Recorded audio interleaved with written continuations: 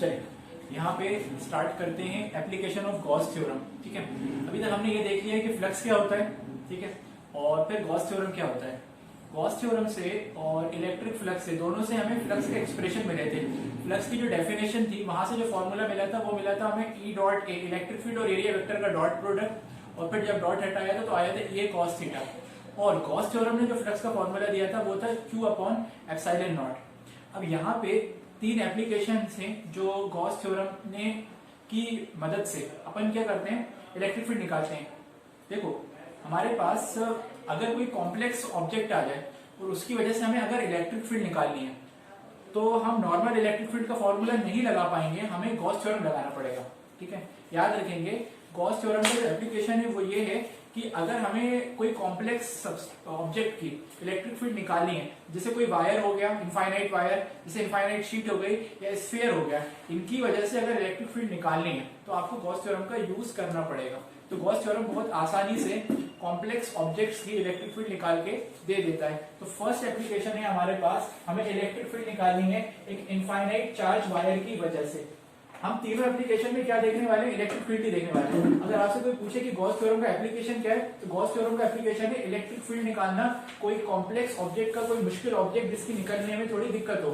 ठीक है, तो पहला है हमारे पास वायर, दूसरा जो है एप्लीकेशन वो है हमारे पास शीट का, और तीसरा जो है हमारे पास स्फीयर का। तो फर्स्ट बात कर रहे हैं वायर, और वो वायर भी कैसा है जिसकी लेंथ इनफाइनाइट है। ठीक है, आइए तो स्टार्ट करते हैं। हेडिंग डालेंगे intensity of electric field due to infinitely charge wire. निकालना है क्या है, इलेक्ट्रिक फील्ड। यूज किसका होगा, गॉस थ्योरम का। ठीक है, तो हेडिंग डाली होगी। अब आप ध्यान से इसका डायग्राम देखते हैं, ध्यान से सुनना बात को। मान लेते हैं हमारे पास एक ये वायर, और ये वायर है इनफाइनाइट। ठीक है, इनफाइनाइट का मतलब है, ध्यान से देखो, तो ये वायर और ये वायर है इनफाइनाइट, तो मतलब ऊपर भी प्लस इंफिनिटी तक जा रहा है और नीचे क्या मिलेगा हमें, नीचे माइनस इंफिनिटी तक जा रहा है। तो ये हमारे पास एक वायर है।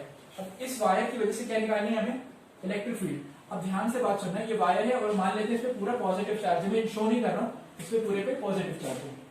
अब इसमें लगाना है गॉस थ्योरम, और मैंने बताया था कि गॉस थ्योरम अगर लगाना है तो आपको एक पहले गॉसियन सरफेस बनाना पड़ेगा। तो याद रखना एक वायर की वजह से जो गॉसियन सरफेस होता है उसका शेप होता है सिलेंड्रिकल। ठीक है, जो गॉसियन सरफेस होता है एक वायर की वजह से उसका शेप कैसा भाई साहब, उसका शेप होता है सिलेंड्रिकल। तो ये जो बना है आपका, ये क्या है आपका गॉसियन सरफेस। चाहो तो आप इसको डॉटेड से बना लो। गॉसियन सरफेस जो है वो आपका है ये सिलेंड्रिकल, दिख रहा है, ये जो डॉटेड से बना है ये है आपका क्या, गॉसियन सरफेस इस वायर की वजह से। ठीक है, ये है आपका क्या, गॉसियन सरफेस, इसका शेप है सिलेंड्रिकल। ठीक है, वायर है, इस वायर की वजह से निकालनी है हमें फील्ड, और ये हमने बना लिया एक गॉसियन सरफेस। अब सुनो ध्यान से, हमें निकालना है क्या, सबसे पहले फ्लक्स। तो अगर हम फ्लक्स की डेफिनेशन पे जाए, पहले हम जाते हैं फ्लक्स की डेफिनेशन पे, तो ध्यान से देखना, by the definition of flux, by the definition of flux. अगर हम फ्लक्स की डेफिनेशन से जाएं तो फ्लक्स का फॉर्मूला क्या होता है, बोलो। फ्लक्स का फॉर्मूला होता है E डॉट ए, अगर डॉट हटता है तो क्या आता है कॉस, तो ये हो जाता है ई ए कॉस थीटा। यानी हमें क्या करना है, इलेक्ट्रिक फील्ड और एरिया वेक्टर का इंटू करना और कॉस थीटा से उसका मल्टीप्लाई कर देना तो फ्लक्स आ जाएगा। तो हम पहले क्या करने वाले हैं, इस सिलेंडर से कितना फ्लक्स पास हो रहा है हमें वो निकालना है। इस सिलेंडर से, इस गॉसियन सरफेस से कितना फ्लक्स पास हो रहा है हमें वो निकालना है। तो हम क्या करते हैं, ध्यान से देखो, तो सिलेंडर के अंदर तीन एरिया बनेंगे। सिलेंडर के अंदर तीन एरिया बनने वाले हैं, एक ऊपर का सर्कुलर एरिया, और एक नीचे का सर्कुलर एरिया, और एक बीच का कर्व सरफेस एरिया। बात समझ में आ रही है।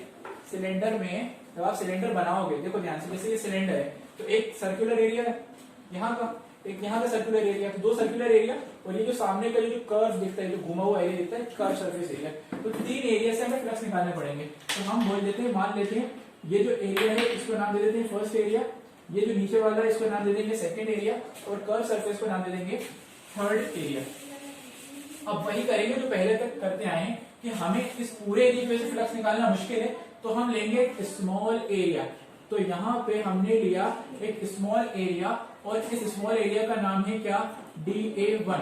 अच्छा, ये डायरेक्शन ऊपर की तरफ क्यों बनाया है? क्योंकि मैं पहली क्लास से बता रहा हूँ फ्लक्स की कि एरिया वेक्टर का जो डायरेक्शन होता है वो होता है परपेंडिकुलर बाहर की तरफ। तो अगर ये देखो देखो ये सर्कुलर एरिया ऐसा होगा, जैसे सर्कुलर रखा होगा, तो इसका परपेंडिकुलर वेक्टर कैसे निकलेगा? ऊपर की तरफ ही निकलेगा ना, तो इसका डायरेक्शन ऊपर की तरफ। ठीक है, इसी तरह हम क्या करते हैं, ध्यान से एक एरिया वेक्टर यहाँ ले लेते हैं, यहाँ पे एक एरिया छोटा सा यहाँ ले लेते हैं और इसका डायरेक्शन होगा नीचे की तरफ। क्यों? ध्यान से देखो, क्योंकि ये सर्कुलर एरिया ऐसा ही नीचे की तरफ इसका मुंह है, तो इसका परपेंडिकुलर वेक्टर कैसा बनेगा? नीचे की तरफ, ऐसा ऐसे बनेगा ना। एरिया वेक्टर कैसा बनाना है? परपेंडिकुलर बाहर की तरफ। तो ये रहा सर्कल और ये रहा परपेंडिकुलर बाहर की तरफ, तो एरिया वेक्टर का डायरेक्शन कैसा हो गया? नीचे की तरफ। तो ये है सेकंड, इसको नाम दे देते हैं dA2 और एक हम यहाँ ले लेते हैं, एक यहाँ ले लेते हैं। ठीक है, इस कर्व सरफेस पे ले लेते हैं और इसका डायरेक्शन कैसा होगा? तो ये रहा एरिया, तो एरिया वेक्टर कैसा? बाहर की तरफ। समझ में आया? तो इसका नाम दे देते हैं हम dA3। तो यहाँ पे कहानी समझ में आ गई। हमने तीन एरिया लिया, dA1 dA2 dA3। क्यों? हमें इस पूरे सिलेंडर से फ्लक्स निकालना है, तो हम क्या करते हैं, उसको तीन एरिया में बांट देते हैं। पहला एरिया, ये दूसरा एरिया और ये तीसरा एरिया। तो पहला एरिया से फ्लक्स निकालेंगे, तो यहाँ पे छोटा सा एरिया लेंगे dA1, फिर यहाँ लेंगे छोटा सा dA2 और यहाँ पे dA3। अब देखो हमारे पास एरिया भी होना चाहिए और इलेक्ट्रिक फील्ड होना चाहिए। तो अगर इलेक्ट्रिक फील्ड देखो ध्यान से, ये अगर आप पॉजिटिवली चार्ज वायर मान लो, ये कुछ ऐसा है, देखो ये वायर है और इस पे प्लस प्लस प्लस चार्ज है, तो प्लस की वजह से इलेक्ट्रिक फील्ड कैसे निकलती है? बाहर की तरफ ऐसे निकलेगी ना।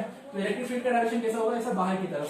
ठीक है ना, यानी आप बोलते हो राइट डायरेक्शन, ऐसे समझ लो, ऐसे ऐसे निकल रही होगी। तो ये इलेक्ट्रिक फील्ड का डायरेक्शन किधर है? इधर। तो यहाँ पे अगर देखो तो इलेक्ट्रिक फील्ड का डायरेक्शन इधर।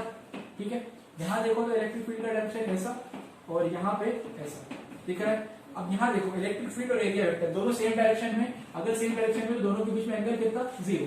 यहाँ पे देखो इलेक्ट्रिक फील्ड और एरिया वेक्टर कैसे हैं? परपेंडिकुलर है, एरिया इधर जा रहा है, इलेक्ट्रिक फील्ड उधर जा रही है, तो यहाँ थीटा कितना? 90 डिग्री। और यहाँ देखो एरिया वेक्टर इधर, इलेक्ट्रिक फील्ड इधर, तो यहाँ पे थीटा कितना हो गया? 90। दिख रहा है? यहाँ पे 90 है, यहाँ पे भी 90 है और यहाँ पे 0। अब क्या करेंगे, तीनों सरफेस का फ्लक्स को जोड़ देंगे तो पूरे सिलेंडर की वजह से फ्लक्स आ जाएगा। तो अगर हमें लिखना है flux passing through the cylinder। Cylinder क्या है हमारे पास? यदि गॉसियन सरफेस, तो गॉसियन सरफेस से या सिलेंडर से कितना फ्लक्स पास हो रहा है? अगर हम टोटल फ्लक्स को मान लेते हैं 5, तो वो क्या होगा? आपको जोड़ना पड़ेगा पहले सरफेस का फ्लक्स, इसको लिख लेते हैं अपन φ1। ये ऊपर वाला जो सर्कुलर एरिया इसका फ्लक्स φ1 प्लस नीचे वाले का जो फ्लक्स है इसको लिख लेते हैं φ2 और कर्व वाले का जो है उसको लिख लेते हैं अपन φ3।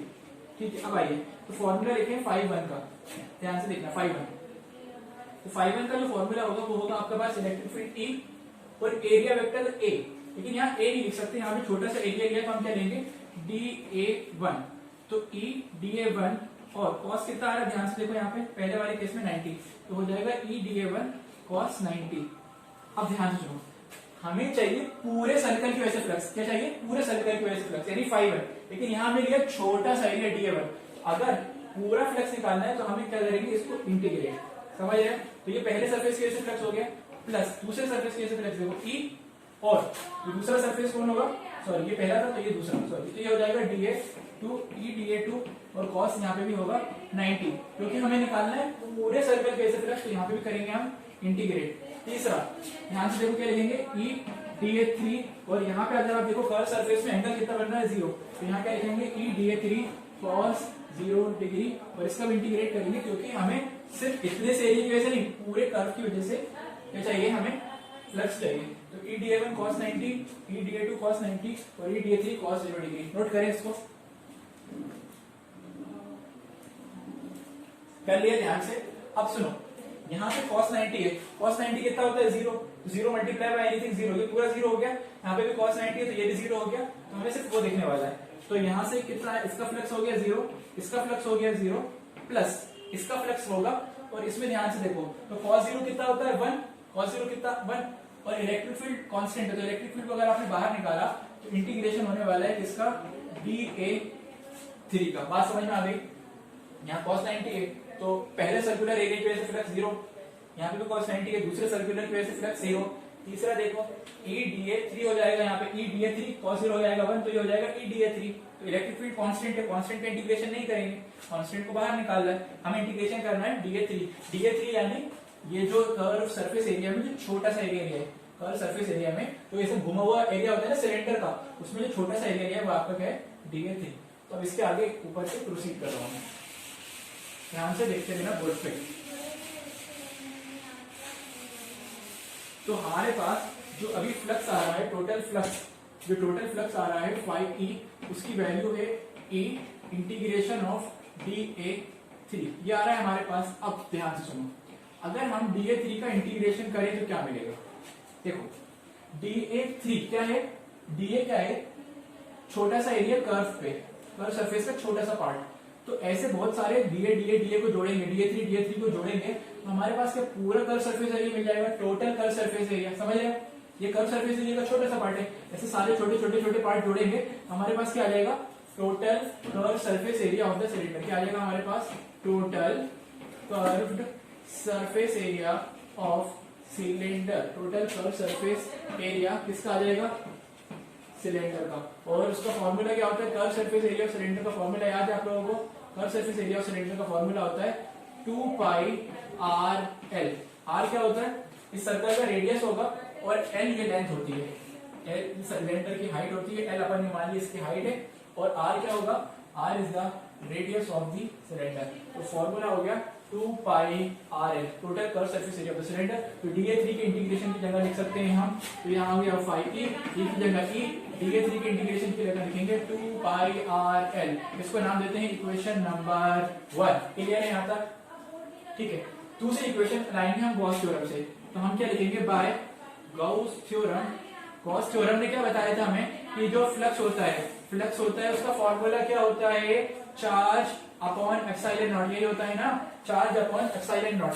तो हम ये मान लेते हैं इस सिलेंडर के अंदर जो चार्ज आ रहा है, बात को ध्यान से सुनना, इस सिलेंडर में से जिस सिलेंडर में जो चार्ज आ रहा है उसकी वैल्यू कितनी है, क्यू। अभी भाई वायर में चार्ज दिया ना, ऊपर प्लस प्लस प्लस प्लस ऐसे आते रह रहे हैं। तो इस सिलेंडर में इतने में कितना चार्ज है हमने मान लिया, क्यू। तो क्यू को हमने डिवाइड करा किससे, एप्सिलॉन नॉट से, क्यू अपॉन एप्सिलॉन नॉट हो गया। अच्छा ध्यान से बात सुनो, हमने एक चीज पढ़ी है लीनियर चार्ज डेंसिटी। ध्यान से सुनना, ये क्या होता है, लीनियर चार्ज डेंसिटी। एक टर्म होता है लीनियर चार्ज डेंसिटी, जिसको डिनोट करते हैं लैम्डा से, जिसको लिखा जाता है Q/L, यानी चार्ज पर यूनिट लेंथ। अगर चार्ज को लेंथ से डिवाइड कर दें तो उसको बोला जाता है क्या, लीनियर चार्ज डेंसिटी, डिनोट करते हैं लैम्डा से। अगर किसी को नहीं पता तो याद कर लो भाई, यहीं पे कि चार्ज को अगर लेंथ से डिवाइड कर दो, यानी चार्ज पर यूनिट लेंथ, उसी को बोला जाता है लीनियर चार्ज डेंसिटी, डिनोट करते हैं लैम्डा से। तो लैम्डा का फॉर्मूला क्या होता है, Q/L। लैम्डा का फॉर्मूला Q/L। तो देखो लैम्डा का अगर फॉर्मूला Q/L है, मैं ऊपर वाला रख कर रहा हूँ, बहुत ध्यान से बोर्ड पे देख रहे हैं ना, नजर मत हटाना। तो लैम्डा का फॉर्मूला क्या है, Q/L। तो अगर यहां से मैं Q की वैल्यू पूछूं तो Q की वैल्यू क्या हो जाएगी, लैम्डा इंटू एल। ठीक है, लैम्डा इंटू एल किसकी वैल्यू जाएगी, Q की। अब यहाँ पे देखो फ्लक्स का फॉर्मूला क्या है, Q अपॉन एप्सिलॉन नॉट, लेकिन Q की वैल्यू क्या आ रही है, लैम्डा एल। Q की वैल्यू लैम्डा एल, तो लैम्डा एल को उठा के यहाँ रखेंगे, लैम्डा एल को उठा के यहाँ रखेंगे। तो देयरफॉर जो फ्लक्स का फॉर्मूला है, फ्लक्स का फॉर्मूला क्या था अपन का, Q अपॉन एप्सिलॉन नॉट, लेकिन Q की जगह क्या रख सकते हैं, lambda L divided by epsilon not. तो फ्लक्स का जो फॉर्मूला आ रहा है वो क्या आ रहा है, lambda L upon epsilon not. Flux का फॉर्मूला आ रहा है lambda L upon epsilon not. देखो ध्यान से, फ्लक्स का जो फॉर्मूला आ रहा है वो क्या आ रहा है, lambda L upon epsilon not. समझ गए? अच्छा, इसको नाम देते हैं इक्वेशन नंबर 2। इक्वेशन नंबर 2 और इक्वेशन नंबर 1 याद है, इक्वेशन नंबर 1 यहाँ लिख देता हूं मैं। इक्वेशन नंबर 1 में हम फ्लक्स लेके आए थे, ये वाला फॉर्मूला E इंटू 2πRL, ये थी ना हमारी इक्वेशन नंबर 1। ये क्या थी, equation number 1, E into 2πRL। क्या करेंगे, इक्वेशन 1 को और इक्वेशन 2 को कंपेयर कर देते हैं। क्यों, क्योंकि इसका लेफ्ट साइड और इसका लेफ्ट साइड सेम है, तो राइट भी सेम होगा। अपन अगर करें कंपेयरिंग इक्वेशन 1 एंड 2, अगर दोनों इक्वेशन को कंपेयर करो तो पहली इक्वेशन का पहले साइड देखो, पहली इक्वेशन का साइड क्या है, E इंटू 2πRL। अब दूसरी इक्वेशन का साइड देखो क्या है, lambda L upon epsilon not. अब ध्यान से सुनो, हमें निकालना क्या था, हमारी हेडिंग थी इंटेंसिटी ऑफ इलेक्ट्रिक फील्ड, यानी हमें इलेक्ट्रिक फील्ड निकालनी थी। तो ई को यहाँ रखो, बाकी को उधर भेज दो। एक और चीज देखो, यहाँ से एल से एल कट गया, ठीक है, और कुछ कट रहा है, नहीं कट रहा। तो जो इलेक्ट्रिक फील्ड का जो फॉर्मूला आ रहा है वो आ रहा है lambda upon 2π epsilon naught R, lambda upon 2π epsilon naught R. ठीक है, तो इलेक्ट्रिक फील्ड का फॉर्मूला आ रहा है lambda upon 2 pi epsilon naught R. याद हो गया, लैम्डा क्या है, लीनियर चार्ज डेंसिटी। कैसे निकालेंगे, चार्ज को लेंथ से डिवाइड करके, क्यू बाहर कर देंगे तो लैम्डा आ जाएगा, और 2 पाई एप्सिलॉन नॉट, और आर क्या है, मतलब आर दूरी पे हमें इलेक्ट्रिक फील्ड निकालना है, समझ लो, या आर ये समझ लो गॉसियन सरफेस का क्या है, रेडियस है। ठीक है, आगे समझ में। तो फर्स्ट थिंग हमने क्या करा, एक चार्ज लिया इनफाइनाइट वायर, उसके से गॉसियन सरफेस बनाया सिलेंडर, उस सिलेंडर से निकालना था फ्लक्स। तो हमने सिलेंडर के 3 एरिया में बांट दिए, ऊपर का सर्कुलर एरिया, नीचे का बीच का कर्व सरफेस वाला। तो ऊपर में और नीचे में थीटा बन गया था 90, तो ऊपर की वजह से और नीचे की वजह से कोई फ्लक्स नहीं आया, कर्व की वजह से फ्लक्स आया, और फिर वो आ गया EdA3 cos 0, फिर cos 0 हो गया 1, DA3 का इंटीग्रेशन करा तो वो आ गया 2 पाई RL, उसको नाम दिया इक्वेशन 1। दूसरी इक्वेशन बनाई गॉस थ्योरम से। ठीक है, इन दोनों को कंपेयर किया और हमारे पास इलेक्ट्रिक फील्ड का फॉर्मूला आ गया, इसको रट लेंगे, याद कर लेंगे, lambda upon 2 pi epsilon naught R. Electric field due to infinite charge wire का जो फॉर्मूला होता है lambda upon 2 pi epsilon naught R. Okay, ठीक है।